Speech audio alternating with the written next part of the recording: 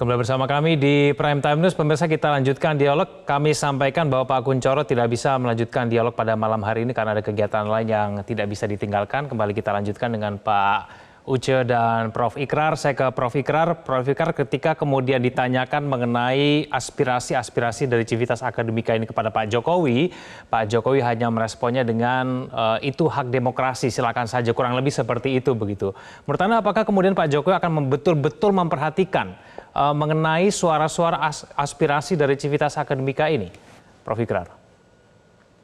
Ya, kalau saya jadi Jokowi ya, saya pasti akan memperhatikan ya.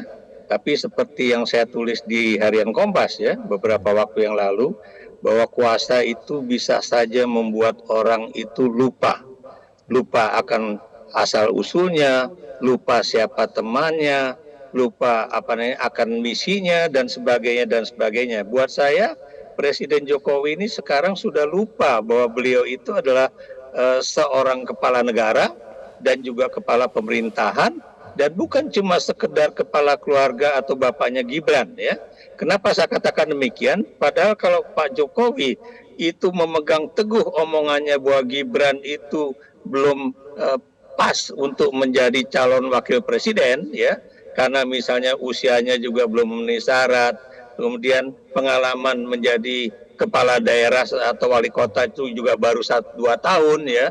Kalau itu dipegang dan Gibran itu baru diajukan 5 tahun lagi atau 1 periode kemudian, saya yakin seyakin-yakinnya nama baik Pak Jokowi itu akan melambung tinggi dan kemudian legasi politiknya itu akan sangat baik. Dan itu sudah saya tulis juga di Harian Kompas. Tapi begitu beliau ternyata ngotot ya, melakukan rekayasa politik, rekayasa hukum, sekarang juga rekayasa ekonomi untuk menjadikan anaknya itu sebagai salah seorang penerus dari dinasti Jokowi, itu yang kemudian orang sudah melihat bahwa ini bukan lagi Jokowi yang dulu seperti kata Pak Kunchoro. Sebab kalau misalnya tadi Bu Uce mengatakan bahwa itu banyak hasil kerja beliau. Saya mengatakan bahwa hasil kerja beliau itu memang kita hargai ya. Bahkan saya juga pernah mengatakan bahwa Pak Jokowi dalam bidang infrastruktur itu adalah salah seorang presiden yang boleh dikatakan terbaik ya yang pernah dimiliki Republik ini.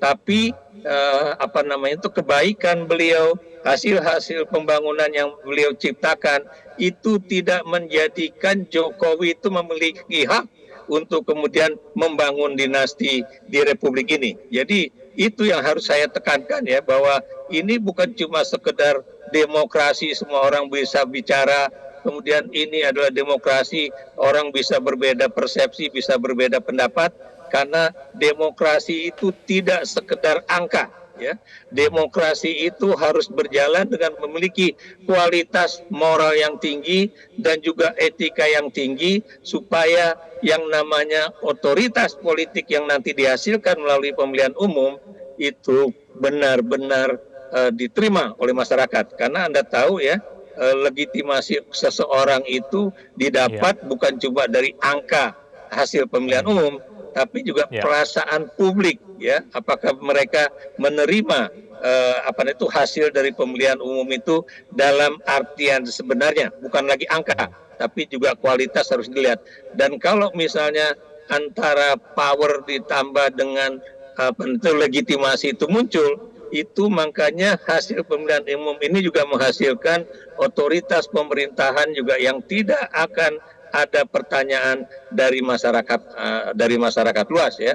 Tapi karena ini persoalan ini persoalan etika, persoalan moral ya, persoalan apakah baik dan tidak baik seorang presiden itu turun langsung berkampanye ya, dan kemudian apakah baik dan tidak baik kalau presiden kemudian mengerahkan menteri-menterinya untuk bantuan bantuan sosial, bantuan langsung tunai ya, dan itu angka ekonominya itu bukan main-main besarnya ya, besar sekali.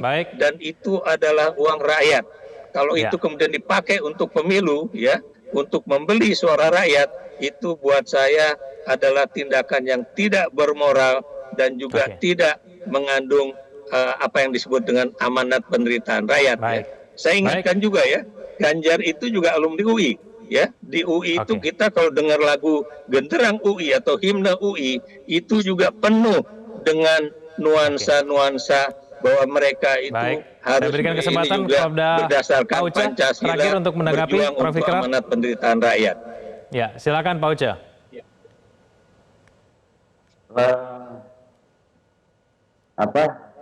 Saya juga agak ini. Jadi kalau presiden tidak bisa melaksanakan tugasnya untuk memberikan bantuan tunai, kan selama beliau lakukan itu tidak mengajak paslon. Lantas apakah presiden dilarang untuk melakukan itu? Saya juga jadi agak bingung. Definisinya ini seperti apa sebenarnya? Terus satu lagi yang mau saya inginkan bahwa Pak Jokowi ini belum kampanye. Pak Jokowi cuma menyatakan presiden itu boleh loh berkampanye. Saya tidak yakin apakah presiden mau berkampanye atau tidak.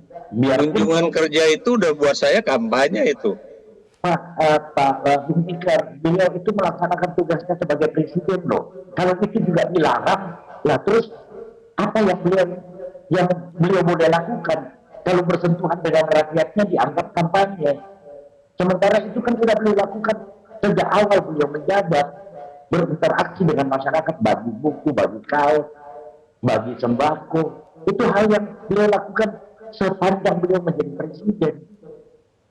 Jadi untuk saya itu hal yang normal beliau lakukan. Satu lagi, ini akan berbicara bukan sekedar memilih pemimpin, tapi saya juga paham bahwa Pak Jokowi berkeinginan apa yang beliau sudah lakukan, visi beliau, itu beliau mau berlanjut, tidak putus. Jangan seperti hilirisasi mau dibantai, IKN mau diberhentikan. Beliau pasti tidak mau juga kayak begitu. Ada harapan-harapan beliau ke depan tentang Republik seperti apa, Indonesia seperti apa di kemudian hari. Itu. Baik, waktu kita terbatas, kita akan tunggu nanti apakah betul memang akan ada gerakan-gerakan dari kampus lain yang kemudian akan mengikuti Civitas Akademika dari UGM. Terima kasih Prof. Ikrar, terima kasih Pak Uca telah bergabung bersama kami di Prime Time News. Terima kasih Bung Egan. Ya, selamat malam semuanya. Pemirsa, Mahfud MD resmi mundur dari Menko Polhukam. Apakah mundurnya Mahfud dari kabinet akan mengganggu stabilitas kabinet? Ulasannya akan kami hadirkan usai jeda.